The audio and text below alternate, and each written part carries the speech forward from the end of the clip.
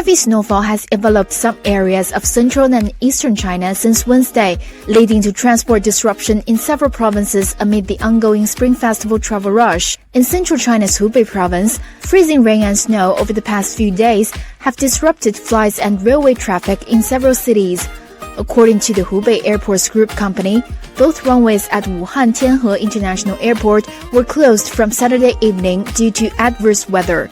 The airport initiated an emergency response for snow and ice removal early on Saturday, and the runways resumed operations on Sunday and Monday respectively. China Railway Wuhan Bureau Group Company Limited said on Sunday that it planned to suspend the operation of 141 round trips.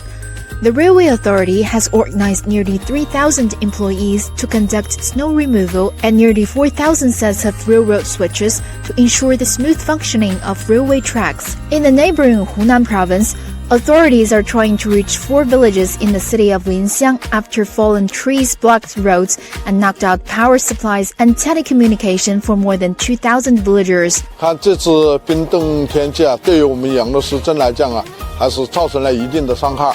第一是道路交通受阻，第二个就是我们的电力供应部分出现了中断，第三主要是我们的这个群众的这个电信通信出现了故障。